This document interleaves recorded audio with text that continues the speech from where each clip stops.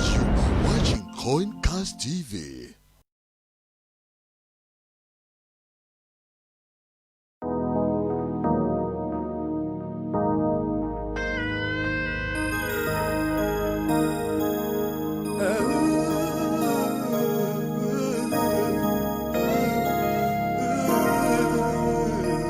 Years have come, years have gone by, but nothing at all seems to take away AIDS. AIDS is a killer, killing my brothers, it's killing my sisters. Bwe kati lowooza ku mulembe omutali mukenenya, omutali kulwaza, omutali kuziika mabujje. Kama twaweza kusimama, twaweza kusimama pamoja, na pamoja twaweza kumushinda adui ukimwi tumufukuze. Namwe abazadde mukube nnyo okwogera n'abaana bammwe kubikwatagana n'essirimu, mubagambe bagumiikirize.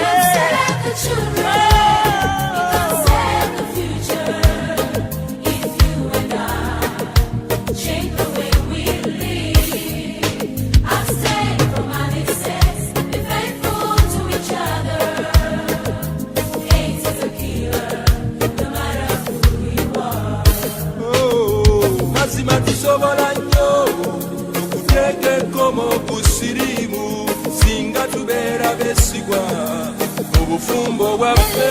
Let us stand together, change your morals. Olwo tunasobola okulwanyisa endwadde. Sasa nakushauri enenda upimwe damu, ujiwe ulivyosimama, utunze maisha yako. Nanje ekiseera kisobola okumulwanya, n'abaana bamushe babone n'imibeereho. Mugende mwekebeze oba omulwadde kuba olya bulungi, wejjanjabe ate weewala kusiika abalala. Wikate.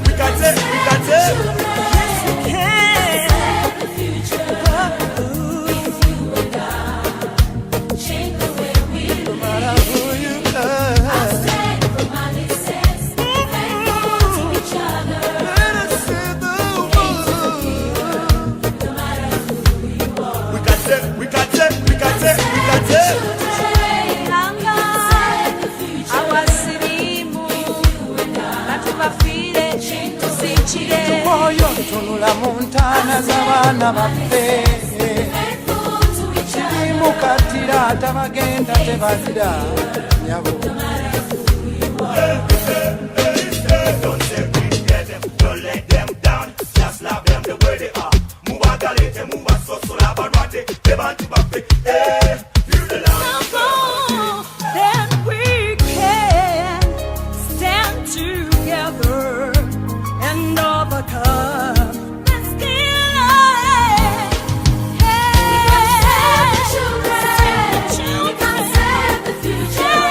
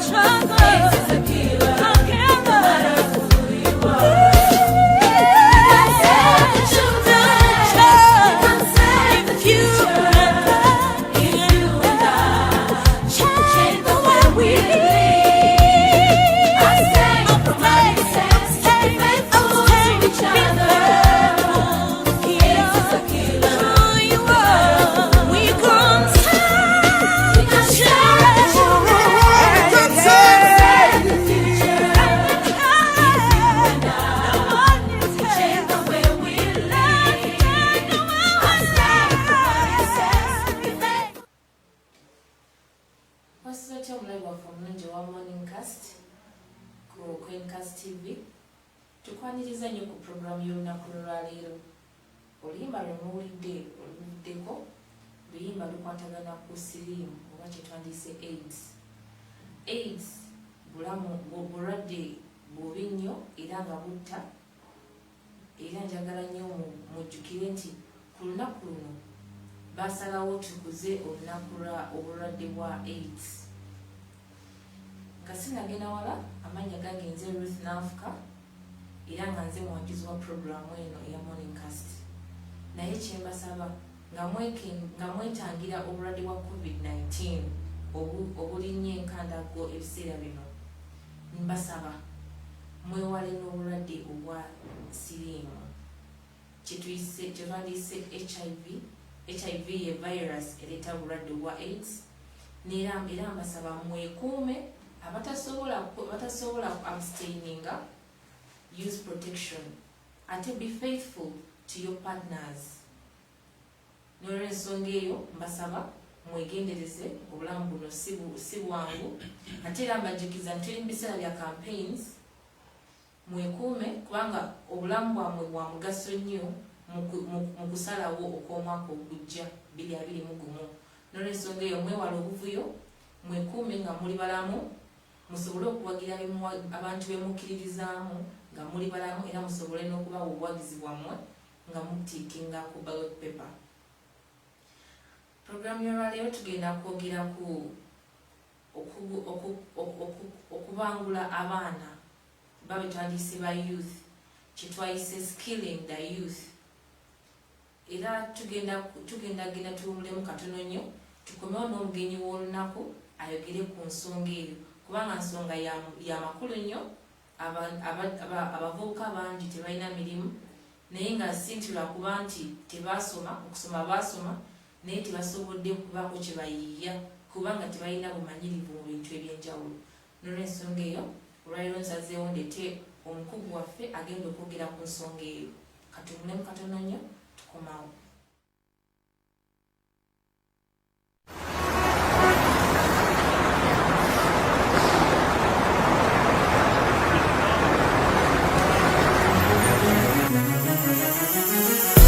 Got a little something that I'd like to share with you, yeah.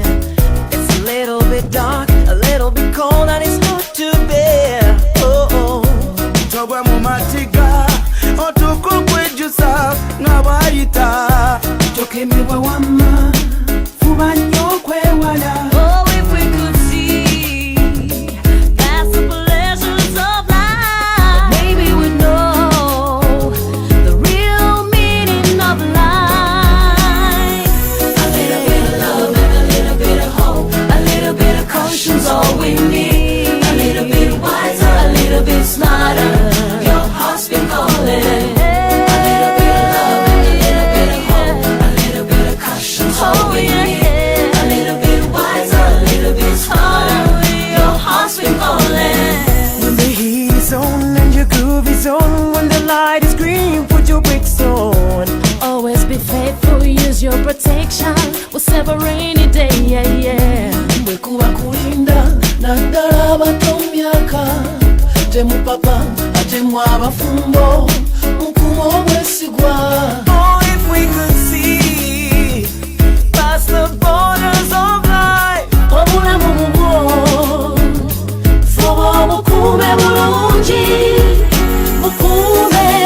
Love and a little bit of hope, a little bit of caution's all we need. A little bit wiser, a little bit smarter, your heart's been calling. It's going. A little bit of love and a little bit of hope, a little bit of caution's all we need. A little bit wiser, a little bit smarter, your heart's been calling. Welcome back from that short break. We are still continuing with our show, Morningcast, on Queencast TV. Remember, Queencast TV is an online TV. You can get us on Facebook and YouTube. Our Facebook page is Queencast TV. Like our page and follow our programs. And also YouTube, like our subscribe our channel. It's Queencast TV Uganda, so that you can catch on every program we have. Thank you so much, everyone that is watching from different places. We have Eric from Australia. Thank you for watching. We have Jenny Favor from Dubai. Thank you for watching. And I won't go very far thanking people, but thank you for being there. Today I have a guest who's going to talk about skilling the youth. Let me welcome him to the show. You are most welcome. Thank you so much, Ruth. I'm quite glad to be here. It's a privilege for having been invited to this show. And of course, I have a lot of passion for that topic, skilling the youth.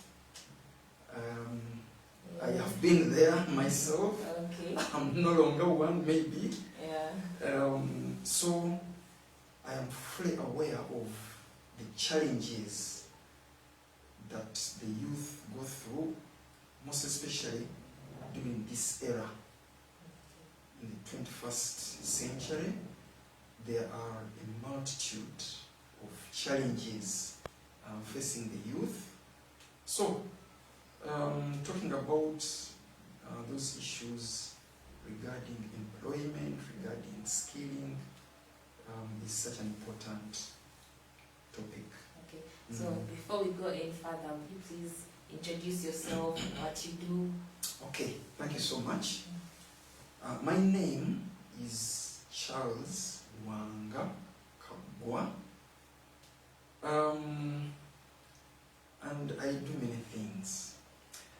But let me start with my profession.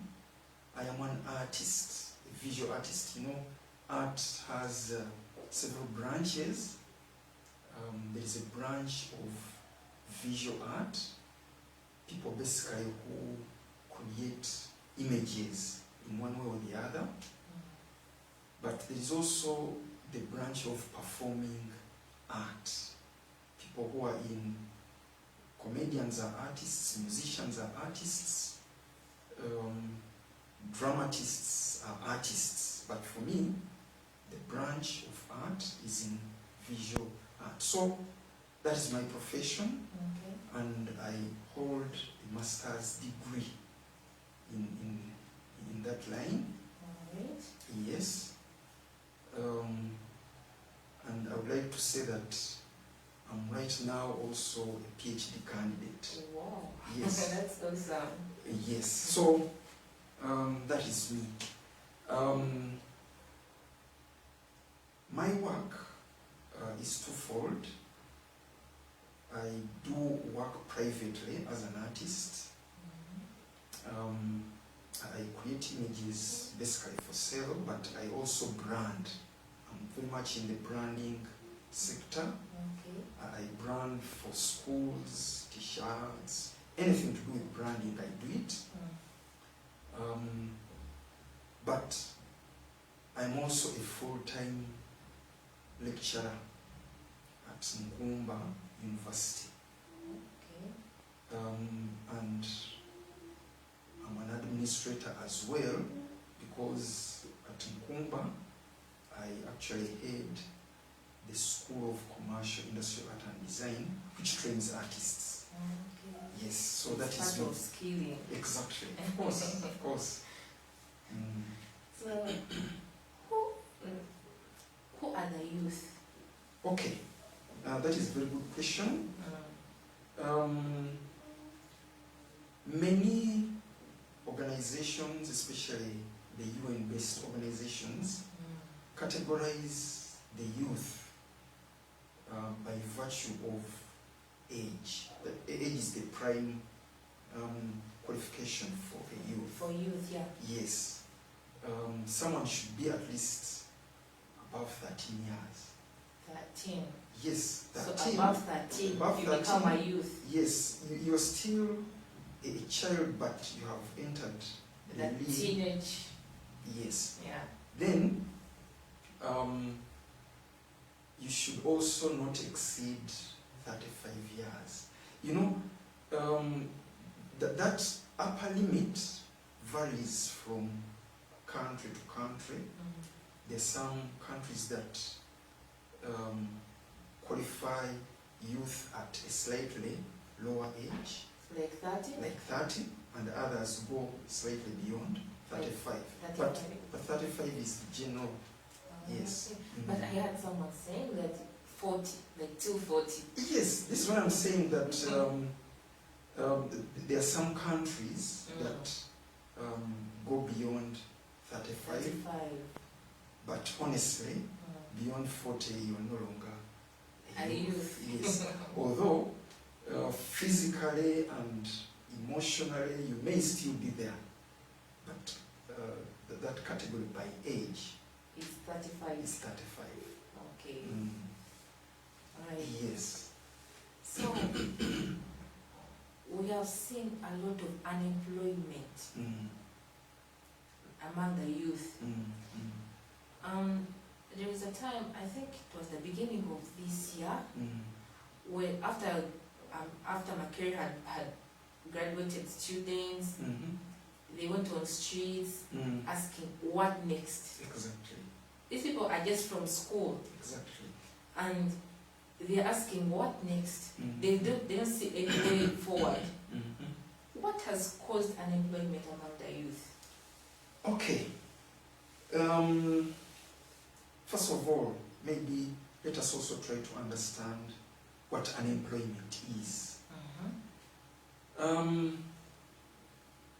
A simple description places unemployment as a person who is unemployed is one who is in that level of providing gainful work, but incidentally does not have any. Now, unemployment in the case of Uganda is quite strange, and many other developing countries, because our economy is largely informal. Oh. Yes, the economy is largely informal. There are people who are engaged in gainful work, but the government does not have proper statistics, proper qualification of what actually they are doing. Yeah. Basically, because it is a subsistence economy, people are out there in the gardens digging. At the end of the day, they may sell something and get money. It's gainful work, Yeah. but government may not easily qualify them as being employed. So there are those people, they have the knowledge, they have the skills, but they are not engaged in any gainful activity. Those are unemployed. But there are also those who are actually doing some activity, but that activity is not properly qualified as A job. a job. They are somewhere between there. They are practically not employed also. Okay? Okay. Well, I don't know. I'll This other, I don't know, I think you'd explain more about being with a job, But you're not. employed. Yes. I'll give you an example. We have several service industries, the service sector in Uganda, especially selling and, now you may go, for instance, on the streets. As you move along the street, someone calls you, Madam, Sebo, come in, we have products inside here. Yeah, sister saloon. Sister saloon, that kind of work is really not gainful employment, because even without the service of this person calling people, the company can still Stand. stand, ask how much wages these people get, it will be minimum, maybe 1,000 or 2,000 a day. Yeah. So you are there pretending to be employed, but in actual fact, it's not. Employment. It's not employment. Government cannot tax you, for instance. You know, so that is a bit tricky.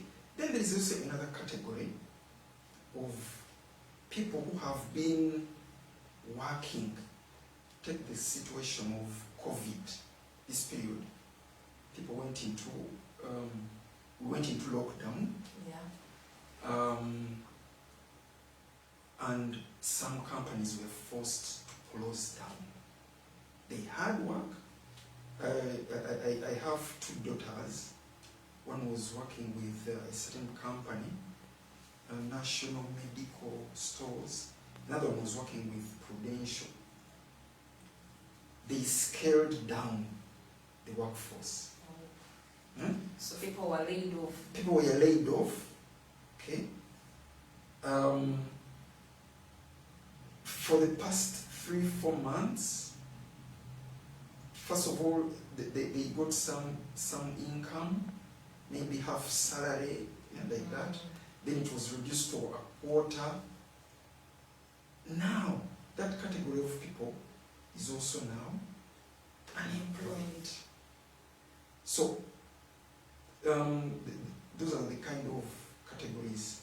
You have the skill, you have the knowledge, you can offer, but you're out of gainful work. You are unemployed. Yes.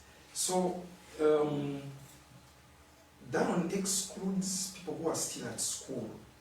Because you can be 20 years, but you're in that category, laid off, you finished studying, but you don't have. But then, your sister or brother is of the same age, but still at school. That one is not... It's not part of this No. category. Yeah. It's part of people who have been working. Exactly. So what do you think hinders the youth today from attaining the best of their qualification? Okay. There are a number of factors. There are a number of them. I don't have to mention them by their weight. Every factor Has its own weight. exactly. First, it's about the education. I am in the education sector, but I'm not ashamed to say that the education in Uganda has long gone out of... I want to be very, very moderate in my words. Okay. It's almost out of date. How? You know, we, at independence, Uganda inherited a certain education system from our colonial masters. Now, the education they left behind highly emphasized theoretical knowledge. Highly. Obviously, there were some practical aspects, but the bigger emphasis was theoretical. And it is by design. They did it knowing that. When they were starting to introduce education in the early 1900s, that is what the country needed. Theories. Yes, we needed to know how to read and write, okay? But within a short time, we had to get new skills, okay? So, that is the education they left behind.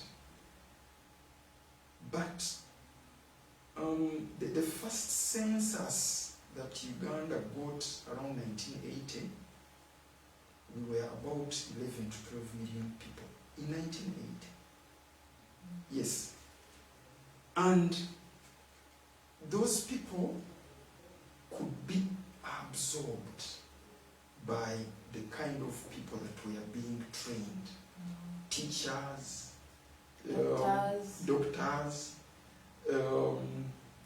a few lawyers, you know, that the economy could absorb everybody. In fact, for me, I went to university for my bachelor's degree in 1987. 87, I don't know where you were. But in 1987, we had only one university in Uganda. Makerere. Now, Makerere, at that time, the total population was 6,000 students. Meaning that every year they could take in about 2,000 students from all over Uganda. Now, and the different programs that were there, for me, I went into art and we were only 30 students. Exactly. We were only 30 students who entered. So, on graduation, the economy, however small it was, could accommodate the graduates. They could be absorbed. But now today, Uganda, it is estimated that we are about 39, maybe to 40 million. Okay? And more than 50% are actually youth. Yes. People in that category, age range that we have mentioned. Yes. But 40 million people. There are organizations that have documented the economic activities in Uganda. Organizations like Private Sector Foundation. Private Sector Foundation has companies and manufacturers that are under that organization. We have Uganda Manufacturers Association and several others. But I can assure you, those organizations don't have a membership exceeding 300 companies, like in Private Sector Foundation. So, but here we are with a population of 39 million, possibly about 20 million are youth, possibly. That's like, it's a huge number. Exactly. Now, that particular population, what kind of skills have they acquired at school? The curriculum until today has not significantly changed. We are still following what our colonial masters left behind. Okay. You studied journalism, for instance, but try to remember when you were in primary school, what, apart from language and mathematics maybe, is there much you feel that you benefited from what you studied in primary, what you studied up to senior 4? What you studied now, that is one of the factors we have. The kind of Education is giving us knowledge and possibly skills that are no longer applicable to what we need as a country. Okay. So that is one factor. Of course, two is the population explosion. Yeah. There are so many people, there are so many youth, and naturally, if the country cannot generate the kind of employment opportunities, people will be out of work.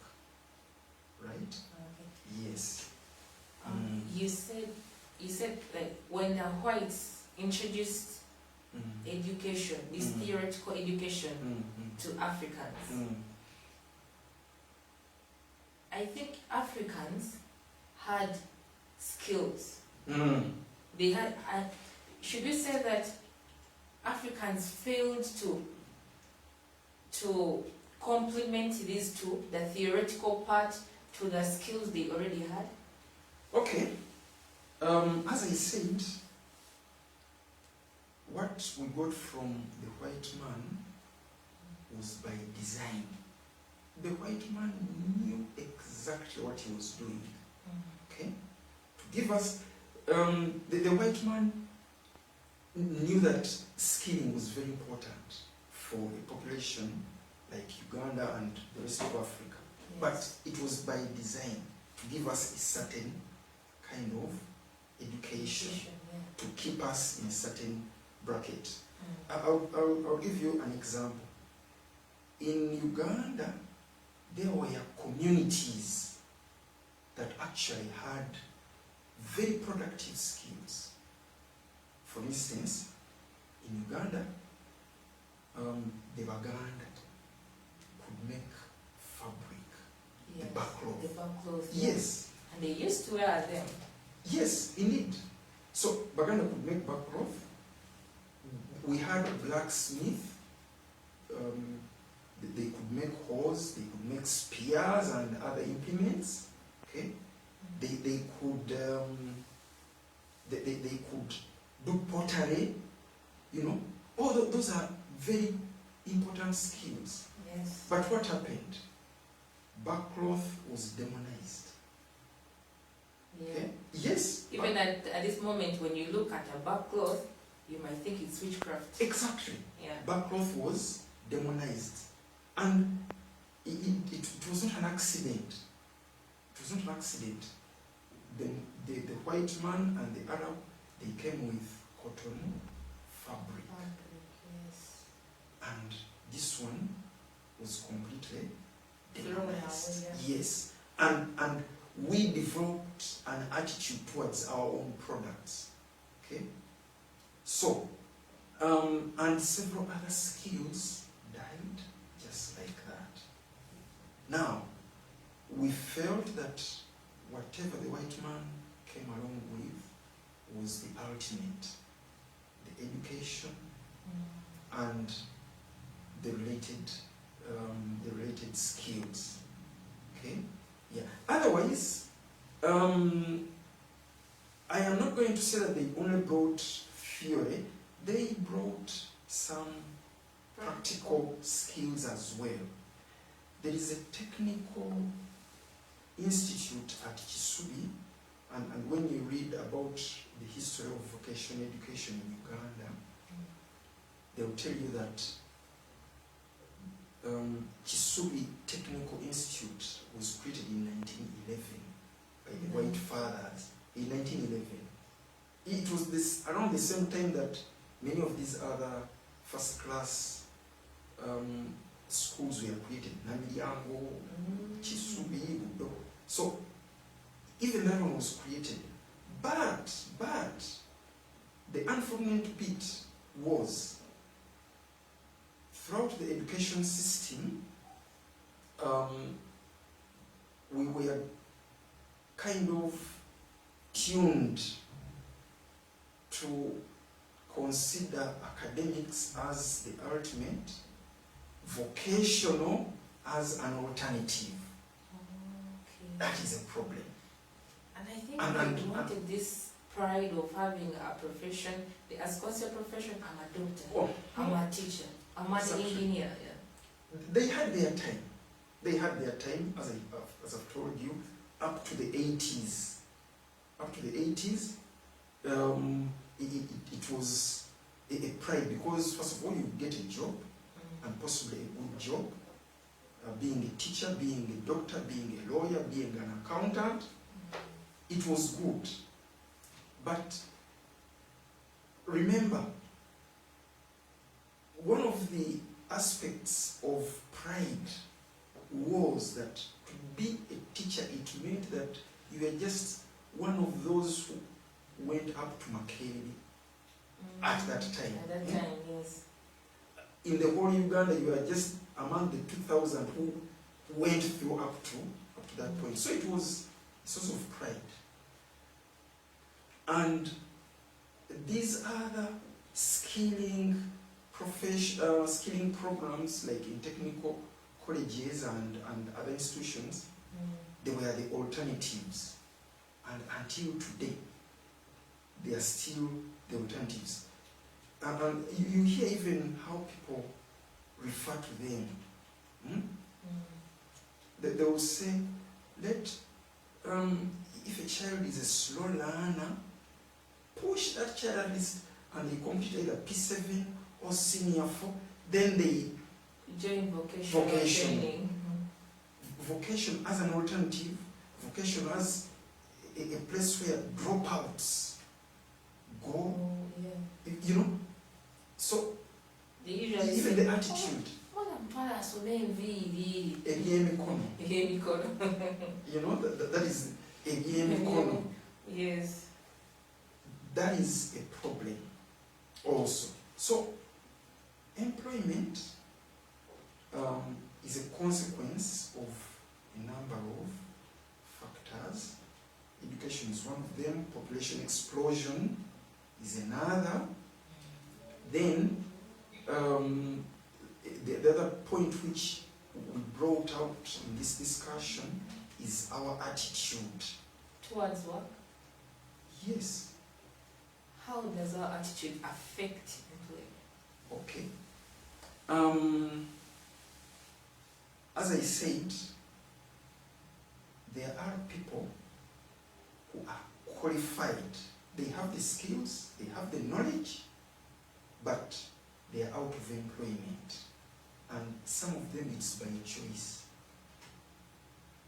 There are a number of people who have been offered jobs and they have turned them down because it's not in their category or context. Yes. There are a number of factories that have come up by the Chinese, Indians, and other investors.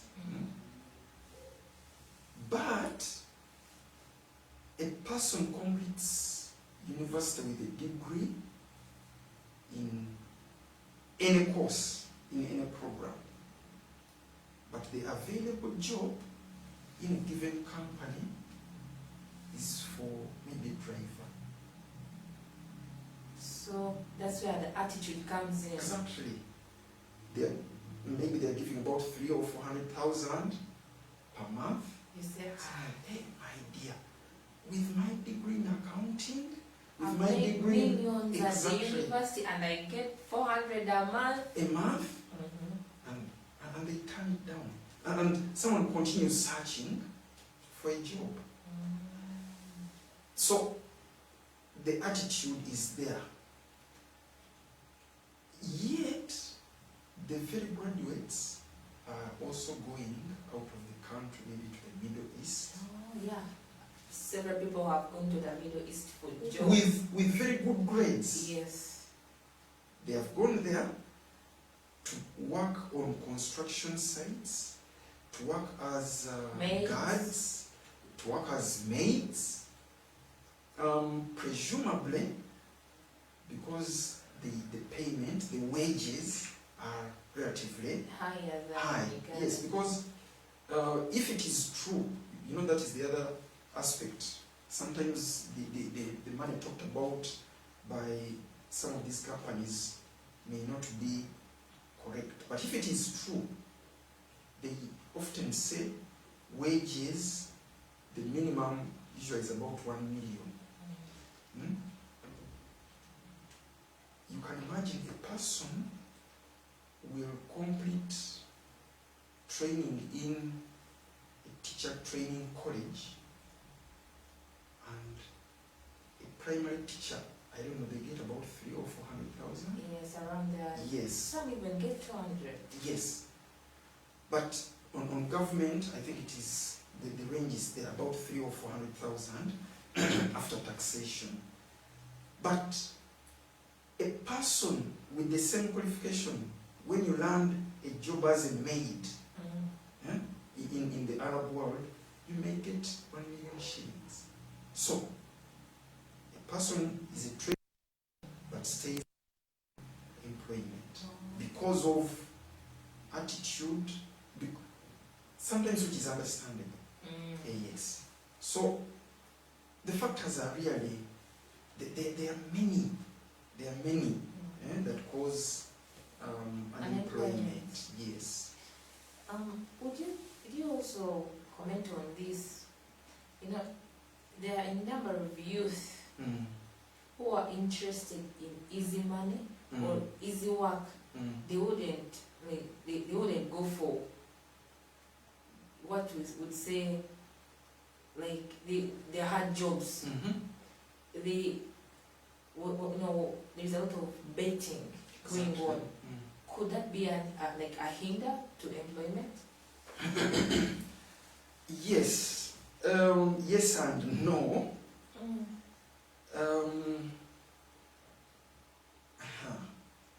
Without apportioning blame,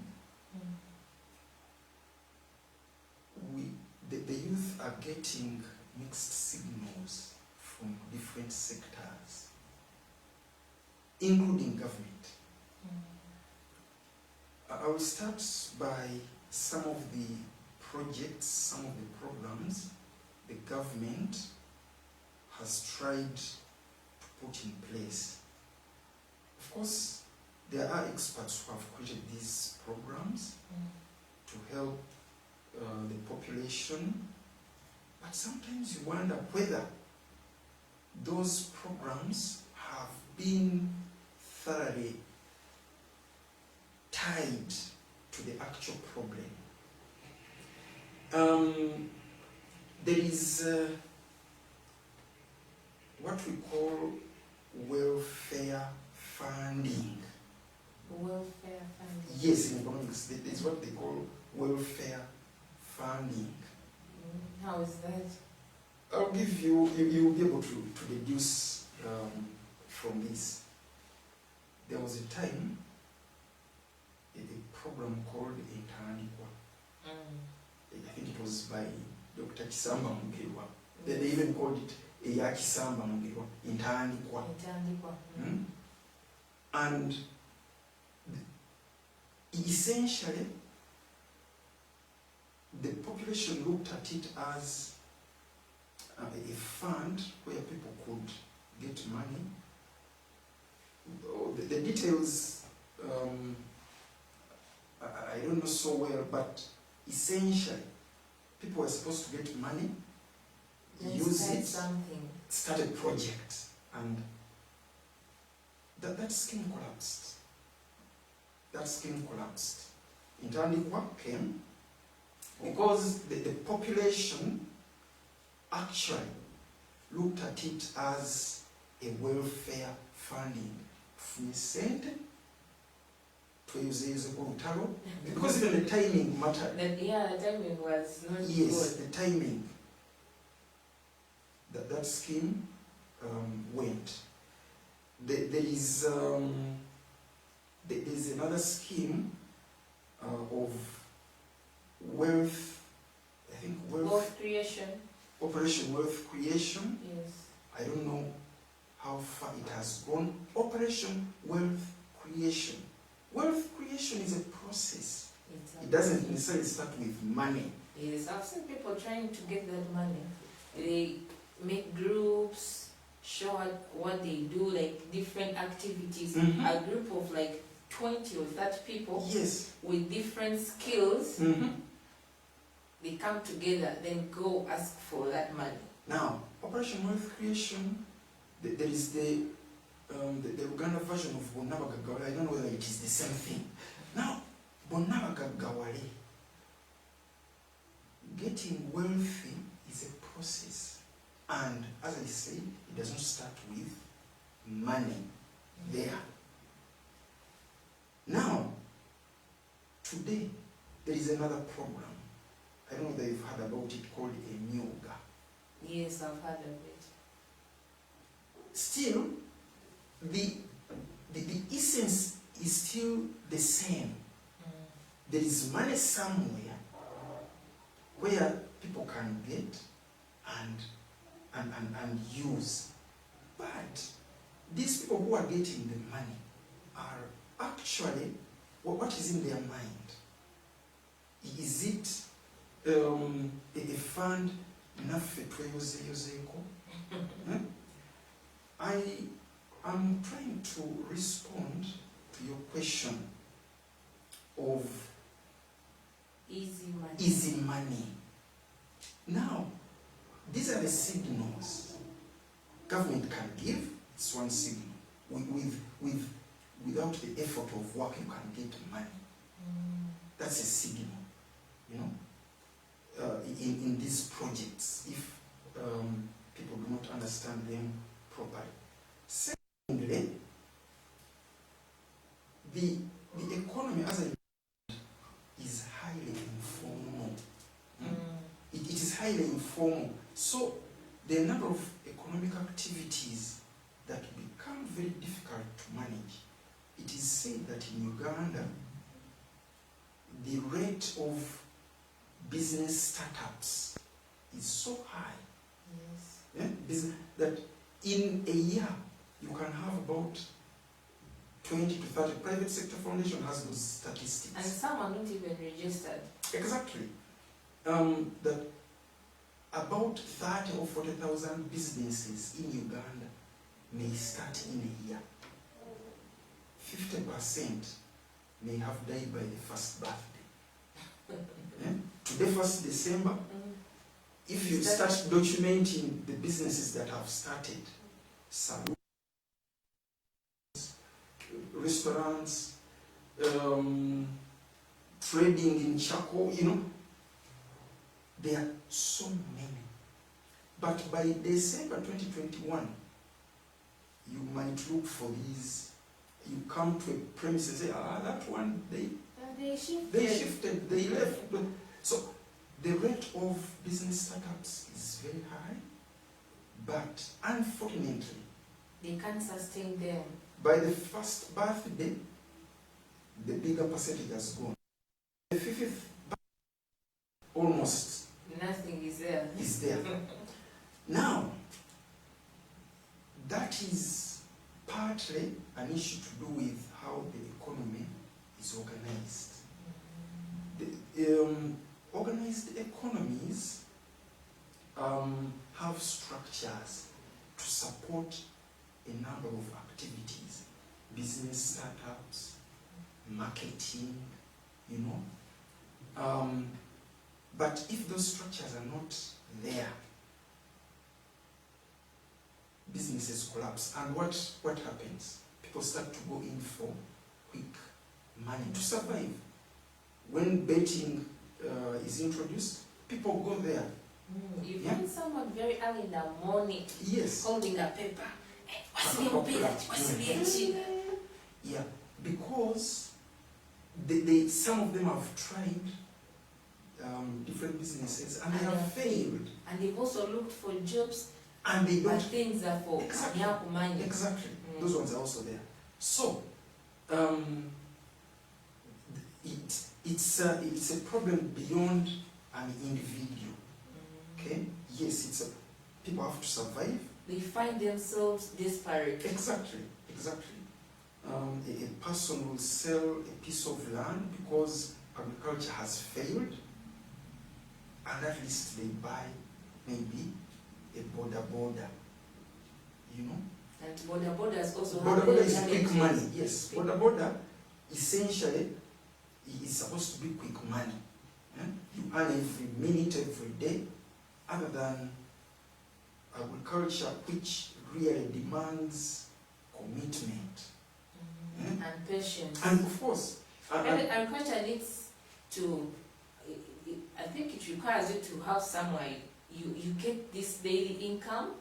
Then for agriculture, because it's a process, you need to wait for the things you've cultivated to grow and then harvest. It takes time, but you need to survive every day. True. This is why I said there is a problem with the economy and the structures. I will give you an example. Many of us were able to go to school because in the 60s and 70s and 80s, there were structures that were supporting agriculture. Yes. Everybody Structures knows it. like what? Cooperative movement. There were cooperative movements that were supporting cotton growers in northern Uganda. If you've heard about the leader spinners, there was a spinning company. Now those people, those cooperative organizations would support the farmer during this period when they are growing and waiting, and they would give them loans. For instance, yes, they would give them loans. By the time you sell, in fact, you are guaranteed. A farmer was guaranteed income whatsoever. But today, ask people who are cultivating vegetables, tomatoes. People bring them into the market, and the other challenge in agriculture is that it is not also supported technologically. We rely on the weather. So, when the rainy season starts, everybody plants. And at times it's a false alarm, because Sometimes. we've seen those instances when we think that it started raining and it shines like Exactly. crazy. But, so, when the harvest comes, everybody is harvesting. And the laws of demand and supply, when the supply is too high, the prices go down. And very often, even then, many of agricultural commodities are perishables. So at the end of the day, you expected to sell your box of tomatoes at 300,000, but because the market is flooded, people are taking it at 100,000. If you don't, it will perish. Yeah. So, the cooperative movement used to support farmers. Off-season and on-season, there were those mechanisms. Would they also look for market for them? Yes, absolutely. Uganda had Coffee Marketing Board to market coffee for Uganda. It had Lint Marketing Board to market cotton. It had some other organizations for tea and several others. But when these marketing structures collapsed, okay, and the farmers were allowed to do the farming and to look for the market, there's a lot of confusion. There's a lot of It confusion. discourages farmers from what they should have done, Exactly. because they know it's hard to find markets. Exactly. There was a moment when vanilla became the crop in Uganda. And actually, in Chabwe, Mukono district, people even cut down coffee plantations and resorted to vanilla. The boom, I think, lasted for about 1 or 2 seasons, and all of a sudden, the price crashed. Yes. Why? There was no formal structure to help the vanilla farmers. growers to market. Yes. A kilo that had reached, is it 100,000 plus, went down to 7,000, and people abandoned that. So there's a lot of confusion in the economic systems. So all these as I said, unemployment is a result of so many factors. So all these have contributed. Okay. Alright, so you're still on Morningcast and Queencast TV. We are still continuing with our show. Skilling the youth is our theme. Still Ruth Nafka, your host. And there are people who have commented. We have Lovey Poa. We also have Riskan from California. Then we have Billy in Kampala. Thank you for watching and also commenting. You should ask questions. If you have any questions about our topic, please send in your questions. We'll be answering them very shortly. But for now, let's take a short break and we'll come back, continue from there.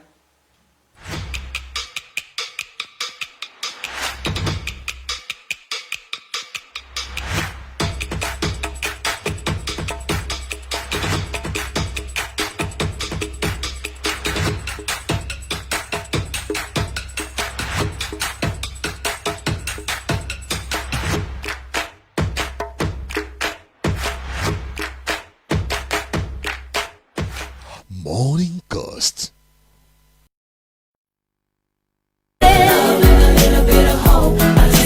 Caution's all we need. A little bit wiser, a little bit smarter. Your heart's been calling. A little bit of love and a little bit of hope. A little bit of caution's all we need. A little bit wiser, a little bit smarter. Your heart's been calling.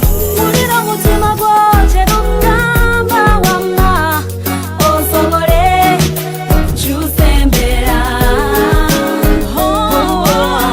This may seem harder each day we try, but as long as we fight it, we can win.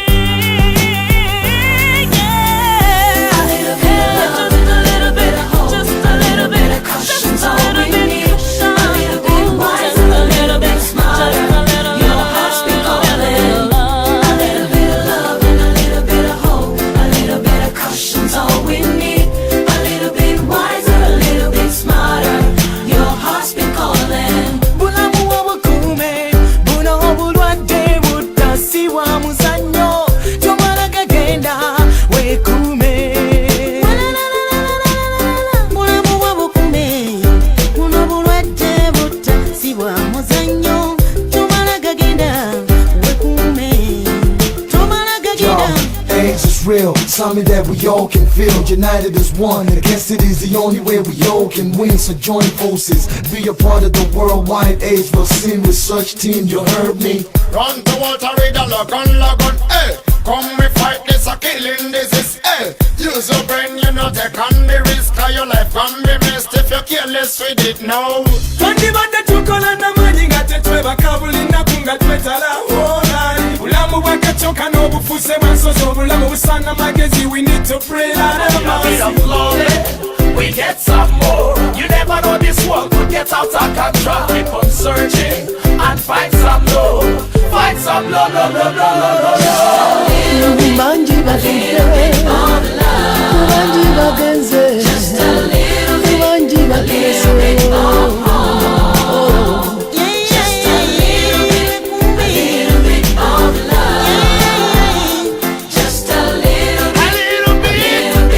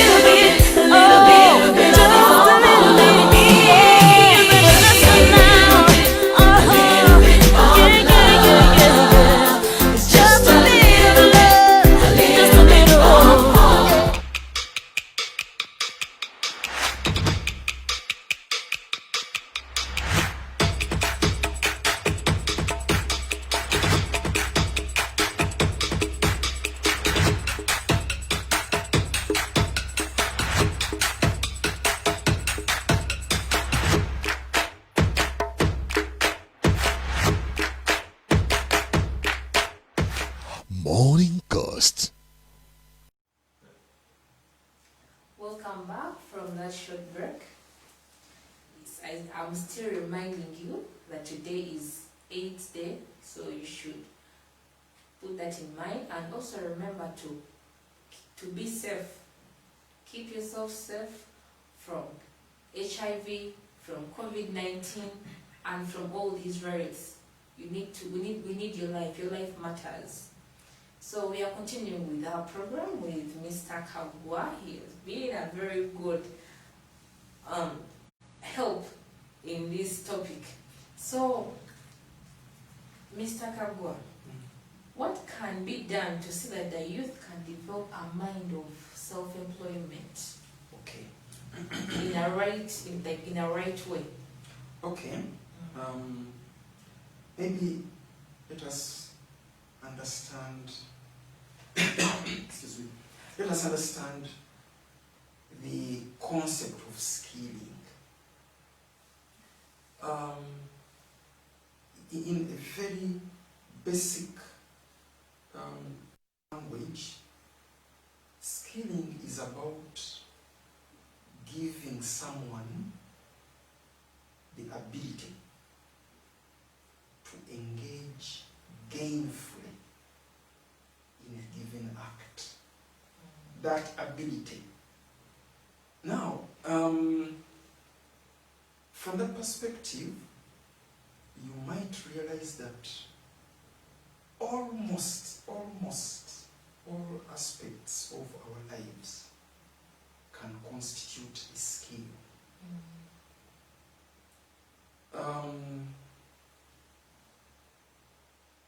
Right from home, okay?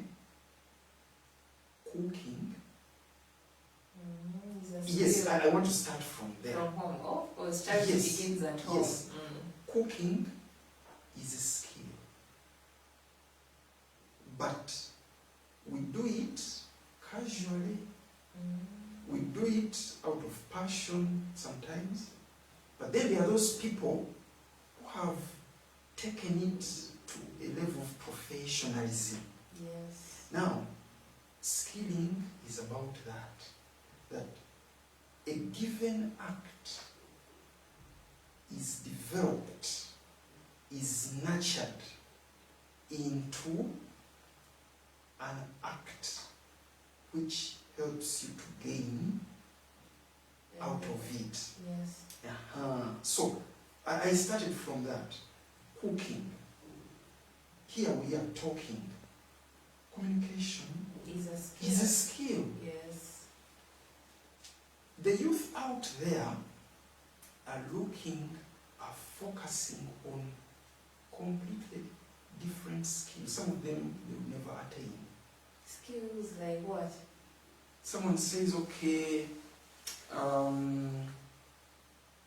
how I wish I could be maybe a lawyer. Okay? But Practicing the law, yes, it's a profession, but it has its own aspects of skill. There are some lawyers who are so good. And it comes naturally to them.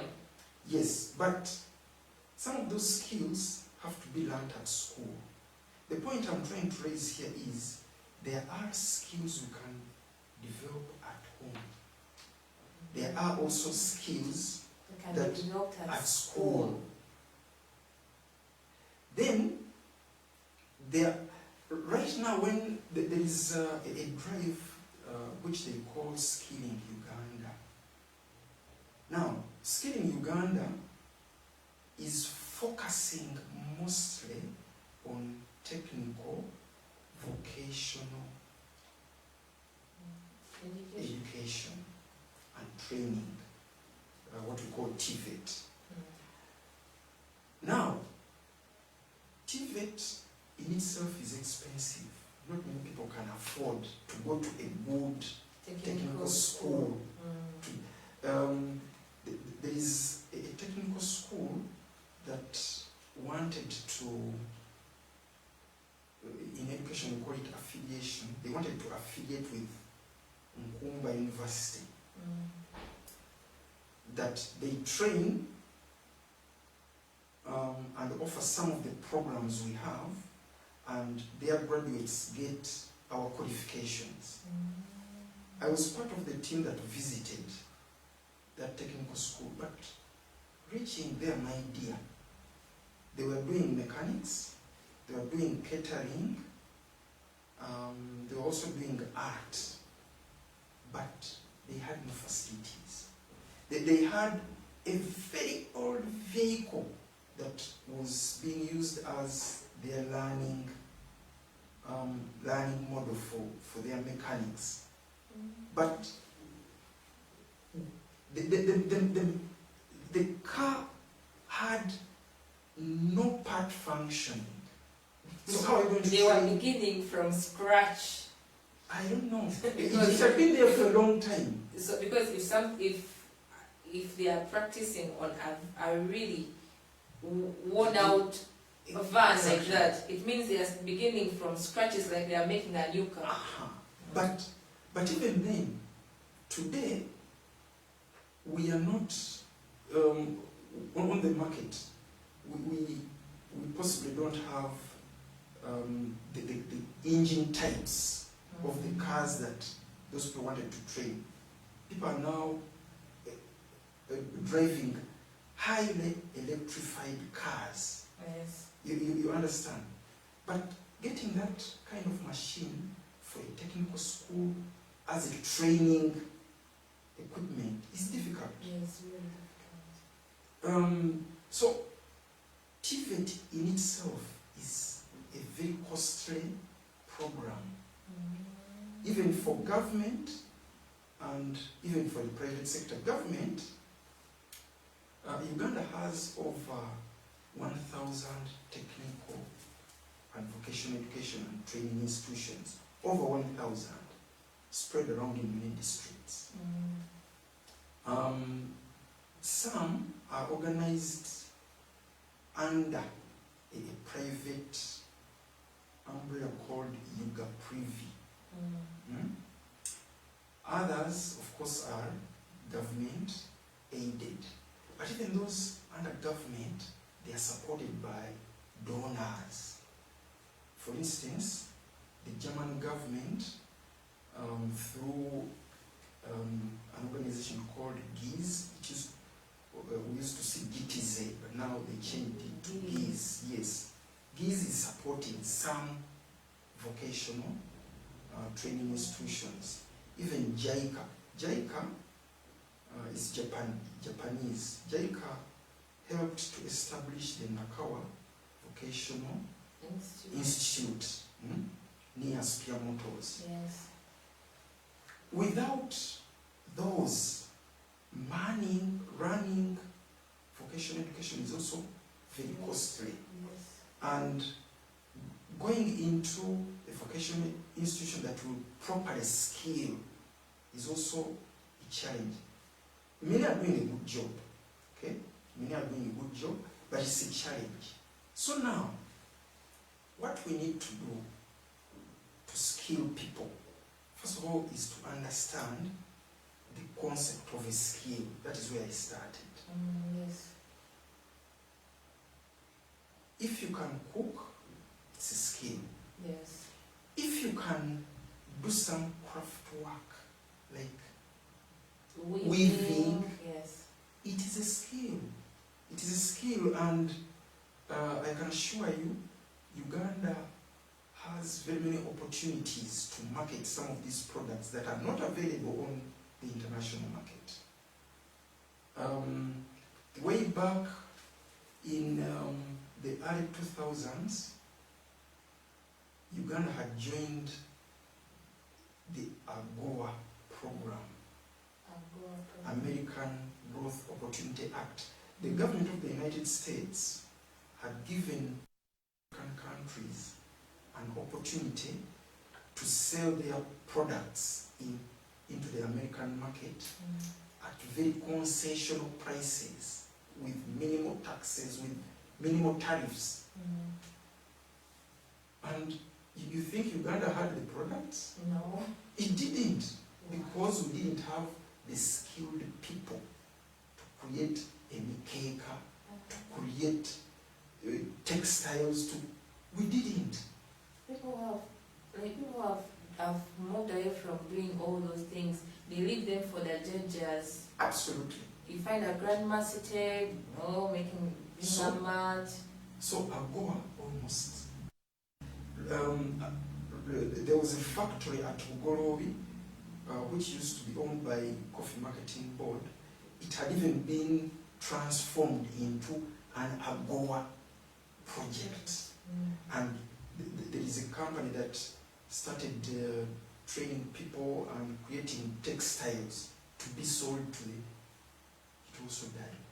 So we lack the skills. The opportunities are there, but we are forgetting, we are focusing on different aspects of skilling, yet the opportunities are there. I've given just that one as an example, you know. So skilling, look at the skill, the ability that you have as an individual. It goes into sports, it goes into MDD, art, it goes into, all those are skills. So it begins with you as a person. Exactly. There is a friend, she's called Susan, you could be knowing her. Susan is a motivational speaker, but she told me her story. Of course, first of all, she was an actress. She acted in a number of films, international films. But then one day, she had escorted a friend for introduction, and the Mugezi disappeared. The Mugezi? Yes, the Mugezi disappeared. People, you get stranded. Exactly. All the people in said, for my country, the men were there. They were all like, we can't. And Susan, the woman, said, for me, I will lead you. Oh my goodness. She had never done it. Changed everything. They succeeded, and on that day she discovered that actually she had, apart from acting, because the way you present yourself, the fake camera in a film is different from another forum. Yes. From that day, she realized that she had that ability which she could develop. Okay? So, the range of skills is so big. We just need to understand. But now, that is on the individual basis. Secondly, the education curriculum has to change. And National Curriculum Development Center is trying to do that. Yes, it is trying to do that, and they are now moving into what they call a competence-based curriculum. Competence-based. If you have relatives now in senior 1, that is the curriculum They are following. It is quite interesting the way they are studying now. They study, they go to the community to identify, those young children, they go to a community to identify a situation, they come back, they write, they discuss, those senior 1 children. And the examination system they are following is different. They do exams only once a year when they are to be promoted to senior 2. Wow. Yes. Is it all parenting? Yes, it started with the current senior 1s. Okay. That is the new curriculum. Trying to give skills. Now, when we talk about skills, people think, as I said, that people think, first of all, that skills must be technical and vocation, being able to use your hand. That is the mindset. The mindset of that go to a technical school or you go to Tunga.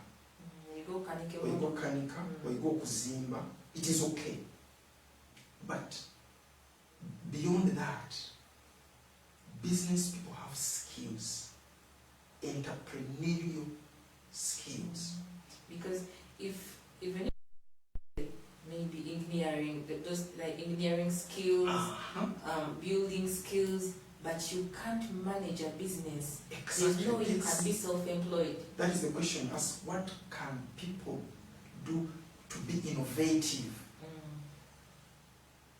The schemes I talked about earlier on, the welfare funding schemes in Tandi, Kwemi, Gabichi, one of the reasons that they are probably failing is that the population doesn't have the entrepreneurial skills. Yes, people can group, say we are 10, we are riding border borders, we have formed a group, give us money.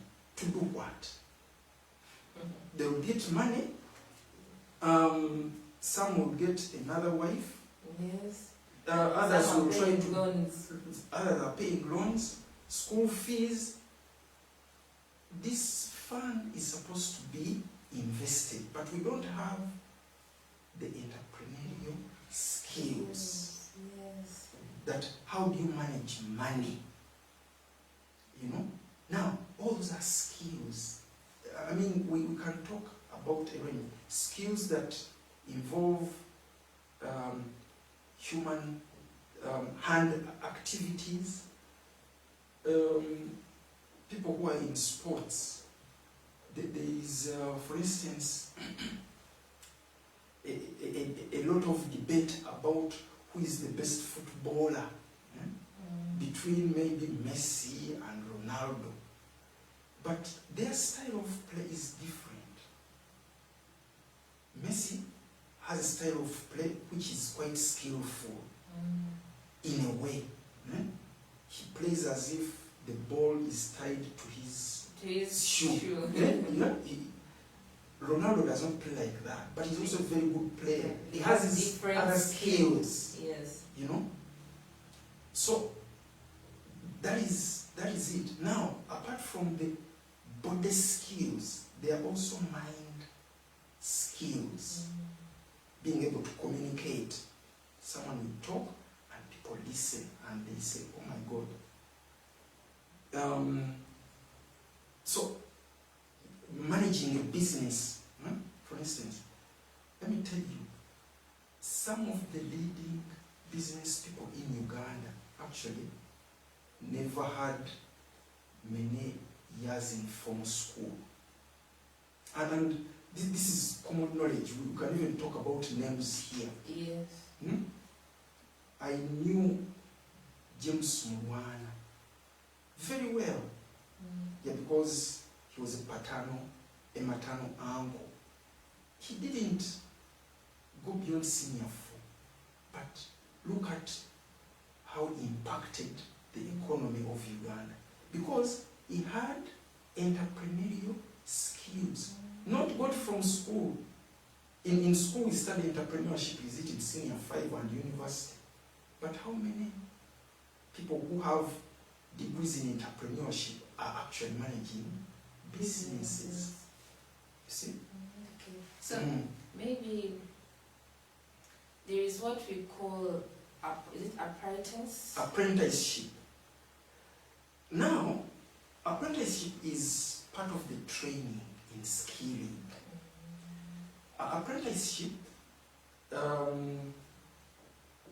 is a form of training where a student, while still at school, is actually sent and attached to a company or to a skilled person. What we can call maybe internship. Internship and apprentice, are they? They're almost the same, yes. When you go for internship, you are actually doing an apprenticeship. And let me tell you, Uganda needs to do that. I have had an opportunity to interact with people in international education systems. I have traveled a bit, I've traveled to Europe, but I've also received people And for them, that is how they study. At university. At university, what they do, they set up programs, but the teachers actually come from the world of work. Yes, the lecturers are there, the full-time, but they are very few. The professors are there, but for instance, in business people like the Murwanas, maybe, rest in peace, the Wavamunos and so, they go and also lecture because they give them real practical experiences. Things that are on ground. Exactly. Things that they never learn in school or in books. The architects, the real architects and engineers come. They may not have the doctorates and what, but they have the real experiences that these students need. Now, from there, the students go for internship for a full semester. A full semester? Yes, a full semester. Like from February to July, students, somewhere. you are an intern on a construction site, in a maybe a music studio, maybe studying. But for us, we do internship, for instance, at Mpumba, but it is limited. 30 days, 60 days. Yes, I remember I also did internship for only 1 month. Exactly. That 1 month, well, can give you some insight. We call it even an insight, but it doesn't give you enough exposure. You can't compare yourself. By the time you're trying to you feel like you're fitting in, the time is up. Is up. So, the education system, first of all, has to change. It is good. Senior ones, they have started, okay? But we should have started decades ago. Yes. Right now, all people from senior 2 up to university are still going through the old system. Then the other one is the parents. We have a very big role to play. Our mindset is still that colonial mentality. My child has to be a doctor, my child has to be an engineer, has to be a teacher. And sincerely, there are programs, there are professions that are available now which are hot. But first of all, the parents don't know them. Yes. The children have probably been exposed to them, but they can't convince their parents. You tell a parent that I'm going to be a fashion designer. What do fashion designers do? Tailoring. No. And there are other skills that have come up, like being a makeup artist. Absolutely. Makeup artists make a lot of money. Absolutely. But yes. parents can't, what's that? You're just going to do someone's makeup. Exactly. But it's decoration, events management, there are so many. There are so many, but we the parents, first of all, we need to change Our attitude and support That's these children. Okay? And support these children. When I tell people that I am an artist, say, remind me, artist, that is all they know that an artist does. But an artist, for instance, at Mpumba, the programs under art are so many, including interior design, landscape design, of course, fashion. Photography has a lot as an art, And that photography, then it also includes my course. My Absolutely, yes. Because it's photojournalism. There's photojournalism, but there is also art goes into the entertainment industry, the cartoons we see, animation is art, but created using the computer. So the parents, we have also a role To play. to understand and support the children in these new disciplines and professions, and they help the children to get skilled. Yes. So what's the best way of equipping the youth in these skills? What should be the best way? Okay, that is a good question. One, it starts in the school, that is number one. Number two, right now, there's an opportunity which for us we didn't get, career guidance. Career guidance. Yes. Just about career guidance. Yes. I remember when I was in my 3rd year, they brought these TV presenters to come and talk to us. Exactly. So this career guidance, how long should it take? Should it take 1 day? How long should it take to make you understand these kinds of skills? Career guidance can even take 1 day, by the way.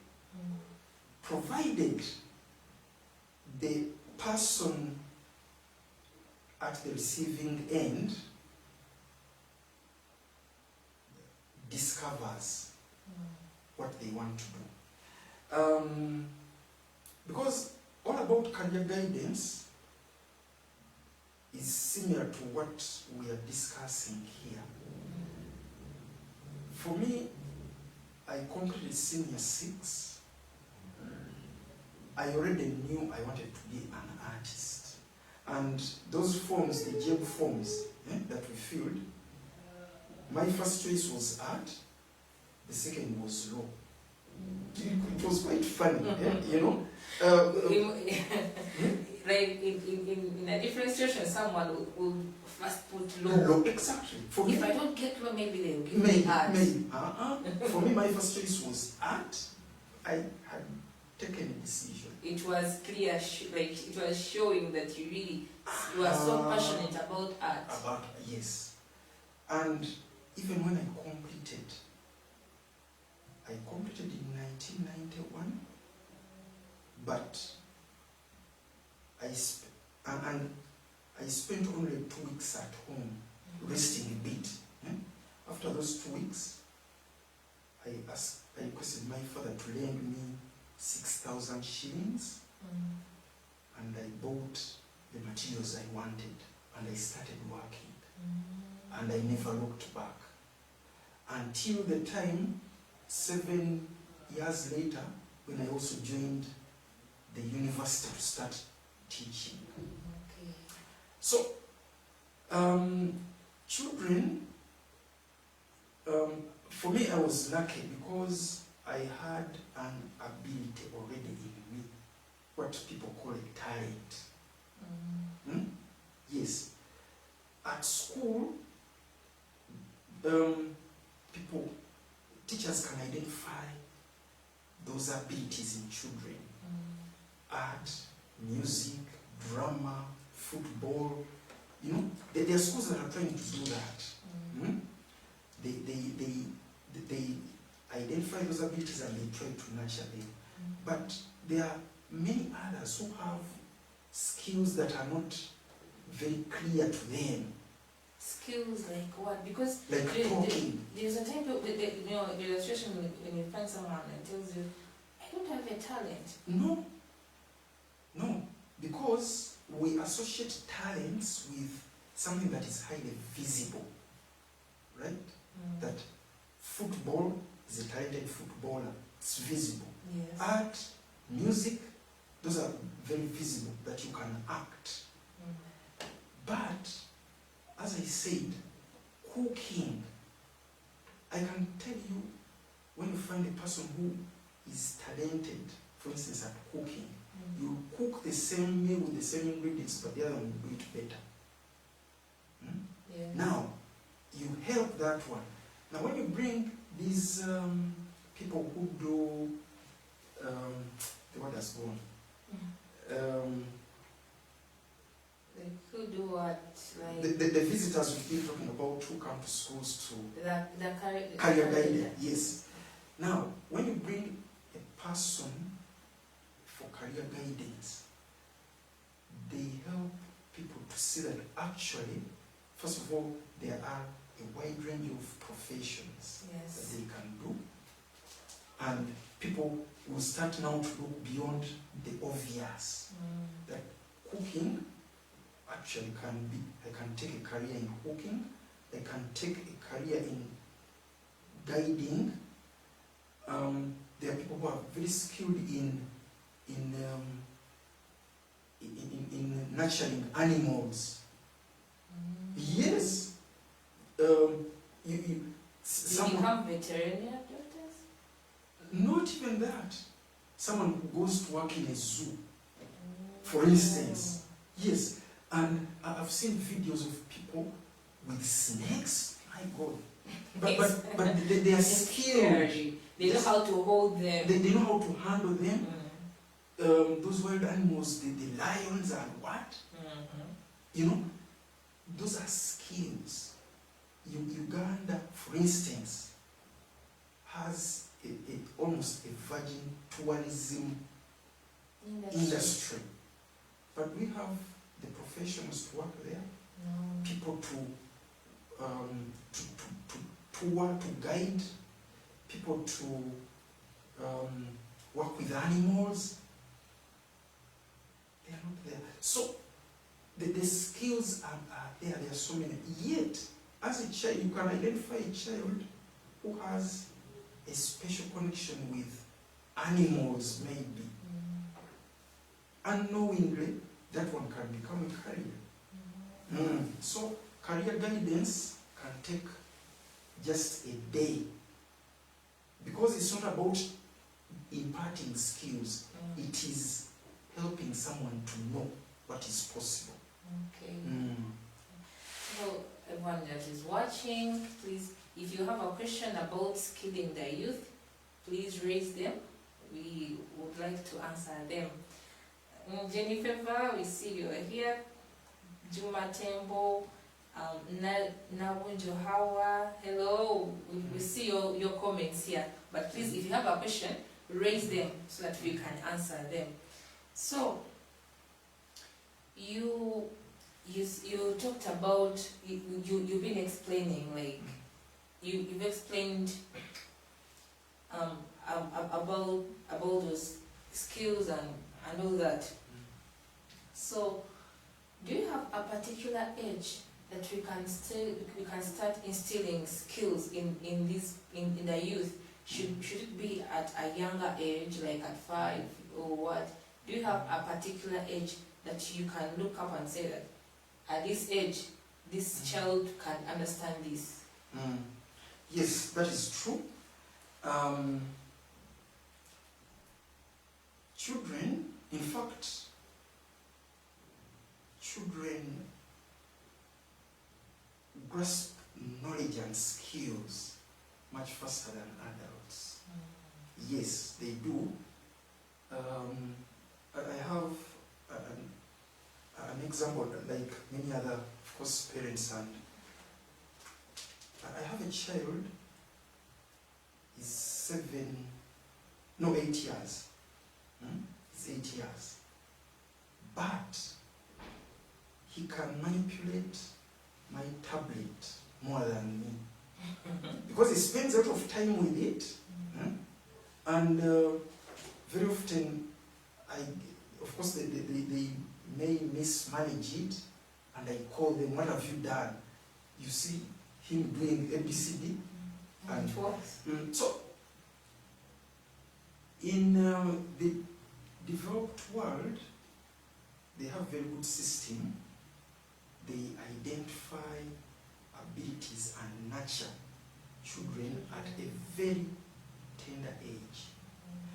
And I'll give an example of sports still.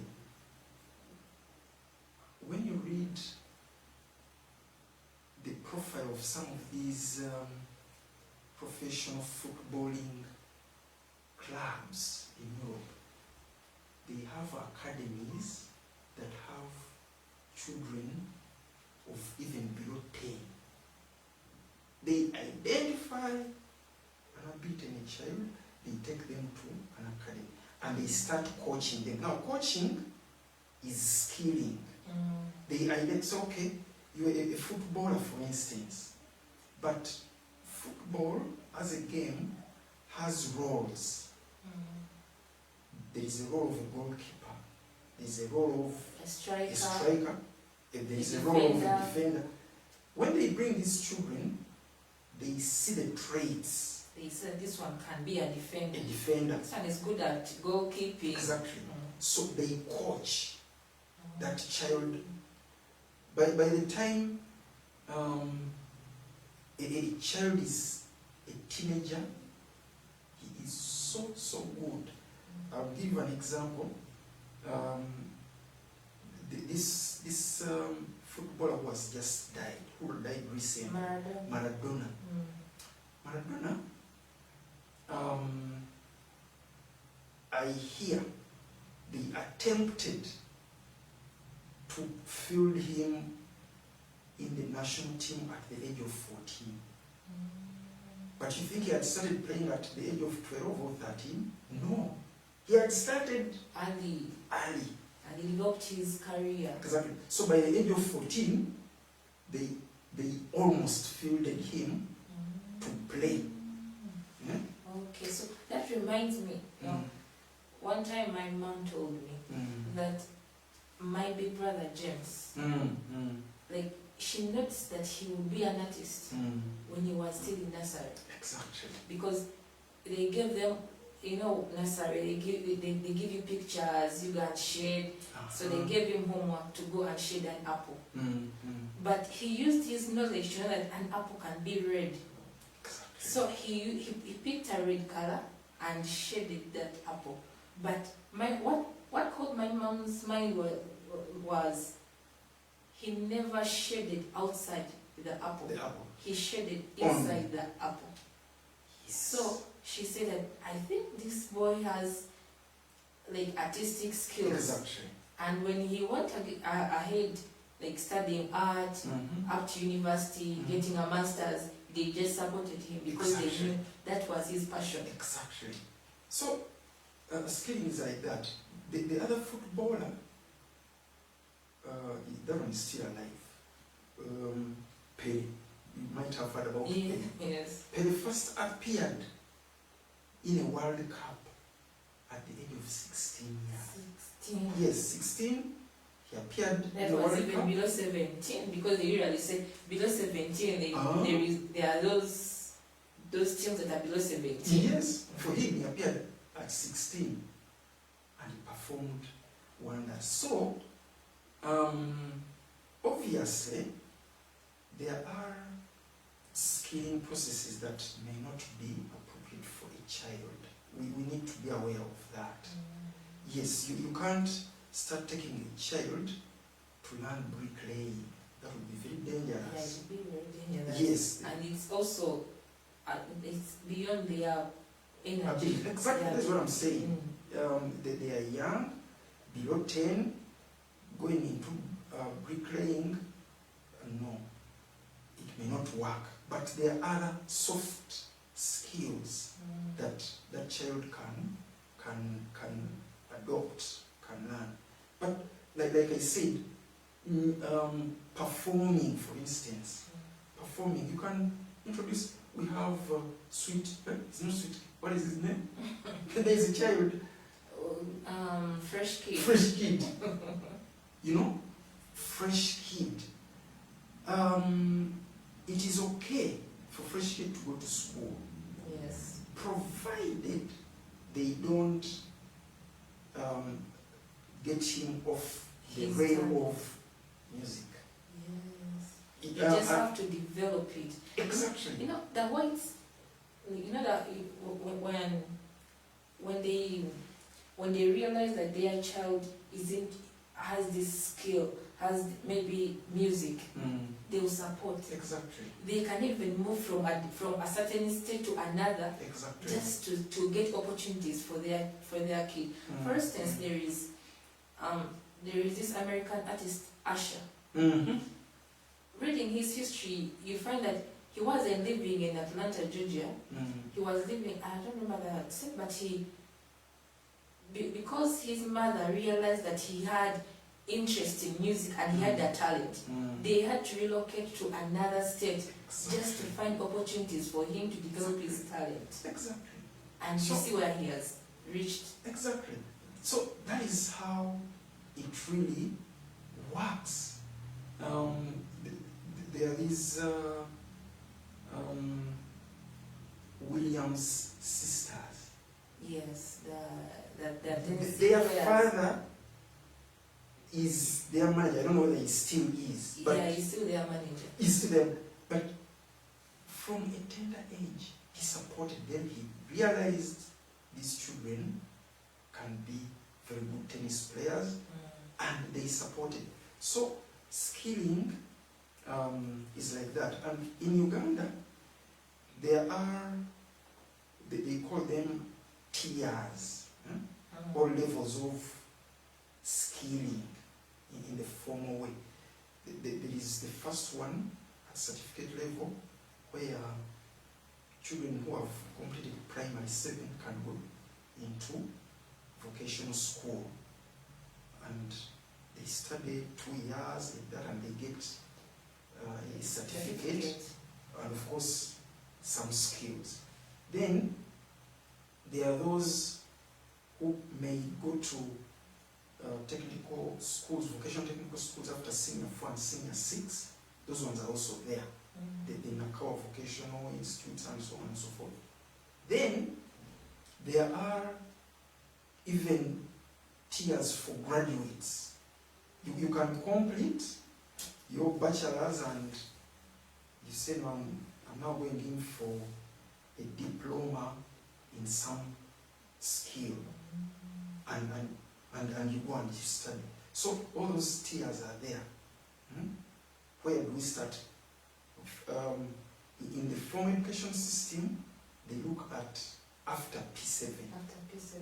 Yes, and beyond. So if someone has, maybe, there's people who never went to school, and they are grown up, they don't even have a POE certificate. Don't they have the opportunity to? They do. Now, many vocational institutions, they have a provision for those kinds of people. They work with the communities, like they may offer opportunities to people like at Katwe.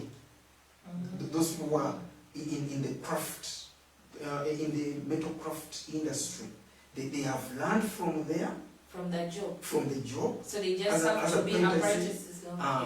So there are several programs by vocational institutions which give them an opportunity to go. Now when they go, they actually don't learn in English. English is just a mode of communication. For them, they want to get a skill. How do I bend this metal? How do I join 2 metals by welding? And they learn that. And they get the skill, and they even get a certificate. But language is not part of the learning process. Okay. So time is not on our side, and there is a lot to talk about skills. So before we close, because time is really gone, yes. Okay. Before we close, I would like for you to tell me the challenges you as a person, the challenges you faced in your profession, like that skilled profession, and I would like also for you to tell the youth out there that what they should do in case they face such challenges, because they are different. There are people doing different kind of things, skills things, and they are facing challenges and they feel like they have to give up. Okay. So, what advice would you give them? Okay. First of all, it is very important to be motivated. Motivations are different. One, people are motivated by a goal. I have to be this. That is one of the motivations. And I will give an example. There are people whose stories have been documented. When you read some of those stories, your drive improves a lot. And there is one story that I often tell people. It's not a Ugandan story. It's a story about the development of the light bulb. Of course, there are conflicting information about who actually developed the light bulb. Inventions are like that. People claim them here and there. But the documented story is that the man who actually developed the light bulb made 999 attempts, and they were all failing. But he's still trying. He was a scientist, exactly. He was a scientist who wrote his formulas there and said, but I think if I do ABCD, light will come out of this energy. So if he attempted the first one, the second, the third, 100 times, he never gave up. 900 times, oh my God. And on the 1000th time, the bulb. Right. Yeah.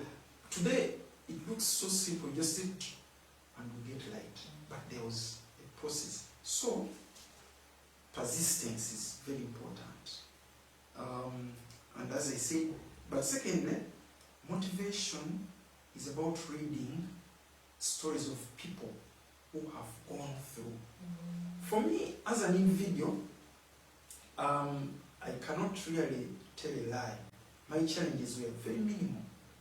My challenges were in marketing. They were in marketing. I learned a certain form of art which I do until today. It's called batik painting. Batik painting? Yes, but I will show you maybe after the yes. Yeah. Now, batik is painting, but you use dyes and wax to create an image.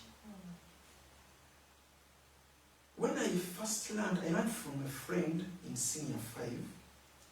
He was already doing some business. When I saw him doing his work, he told me a bit what I needed to do. I saw what he was doing, and I went and I started.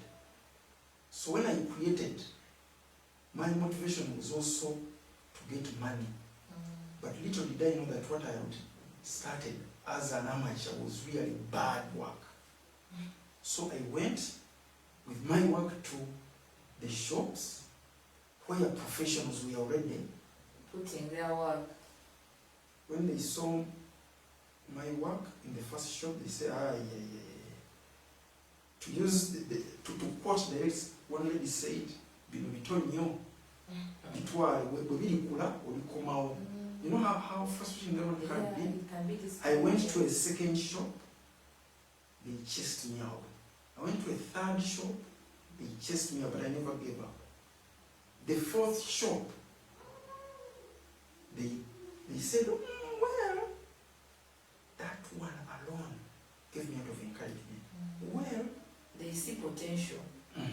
Said, how much are you selling? I said, my God.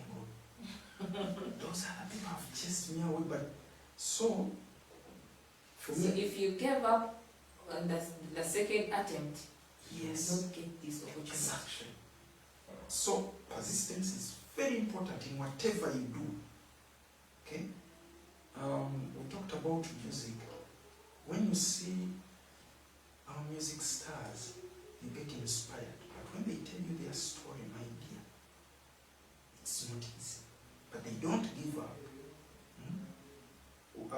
I've read Chameleon's story a lot, and maybe Bebe Cool, how they went to Nairobi and slept on the streets looking for a studio to record, but they never gave up. They never give up. Yes. So there is a story behind every success, Yes. and it is always very important that you fail at some point, because when you fail, it shapes you up. But when you move from success to another success, it's dangerous. It is, absolutely. It is dangerous. Yes. Thank you very much, and thank you for the time and all this knowledge that you have shared with us. We really appreciate. So I would like for you to say your final remarks to the viewers. Okay. Yes. Okay. First of all, I am highly appreciative to the management of this TV. I don't want to say the name because I can easily make a mistake. Coincast. Okay, Coincast.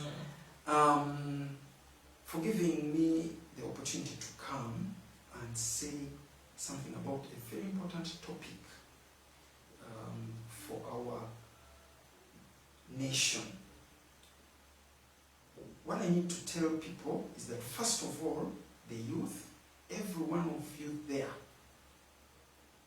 you have a skill, including people who are even not, who have some, who are living with disabilities. That is the word we use.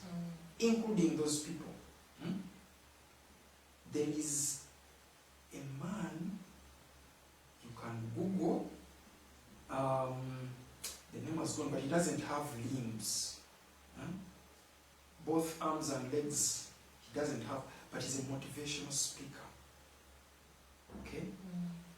That gentleman, when you look at him, you don't want to give away free money again to anybody who is able to come and say, Mpali. Because that one can motivate you. So every one of you out there, you have a skill. Education in Uganda is okay, but it's not a guarantee for you to live a good life. It only helps you to open up opportunities. Use that education in addition to a skill that you have. And I want to emphasize again, skills are not only about what we do with our hands and feet. They are also, skills are also found in our brains. As I mentioned, communication, entrepreneurship, management, all those are skills. By the way, one time I told a certain girl that one of the skills you have is a smile.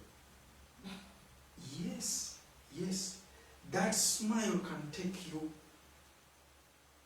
to very big levels. You know, You can be a model for you can be a model, you can be the face of a company. of a company because you have a very beautiful smile.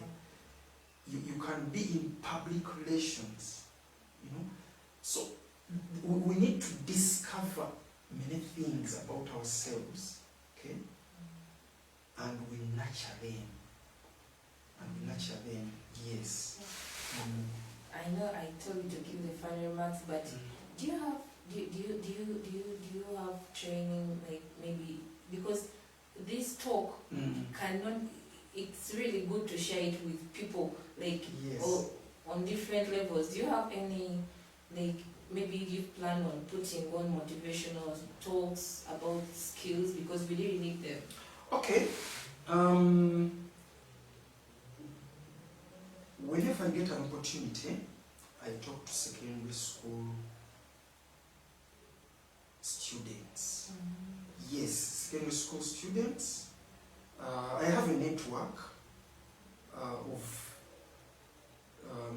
secondary school teachers who may invite, but in most cases, when they invite me, I talk mostly about the discipline that I understand, the art.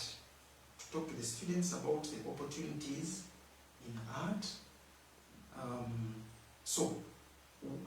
But of course, other aspects come into the talk.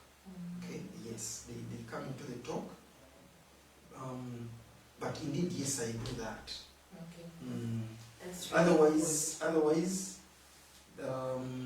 we also receive periodically, we receive students at the university, because every end of academic year, we put up exhibitions to the public. Okay. And at that point, we invite schools to come, and because when you see, you can get inspired. Yes. So when they come, we, in addition to seeing, we also talk to them such that they make informed decisions. Okay. Yes. Thank you very much, Mr. Kagwa, for the opportunity. Thank you for inviting me as well. Okay. I realize time is up, but I think we've managed to talk about the different things that maybe you've been asking yourselves about. So we can't go on because the time is up. But keep it Coincast TV. Always watch our programs, like our page on Facebook, subscribe on YouTube, and follow the different kinds of programs that we have. We promise to give you more and more interesting things. But at this moment, allow me to say goodbye, because a lot of things are yet to happen. And remember to follow the updates of different things that we put on our page, the things that are happening around the world, the campaigns that are going on in different places. So, and also remember, today is AIDS Day. Be safe, use protection, abstain, be faithful. And with all that, bye-bye.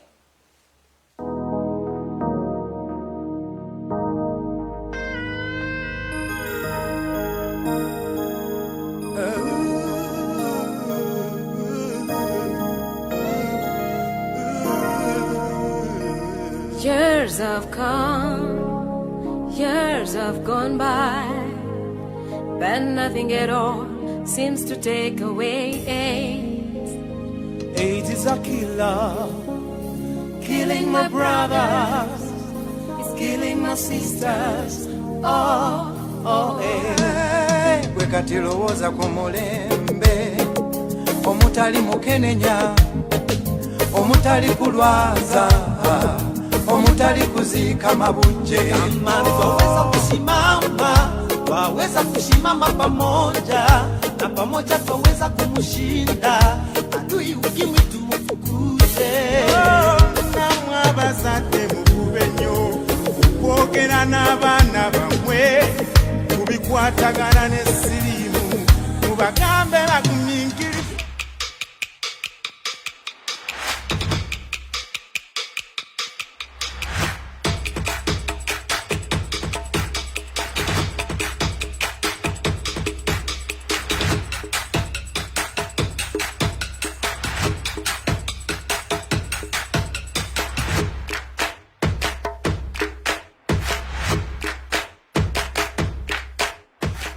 Morning Cast.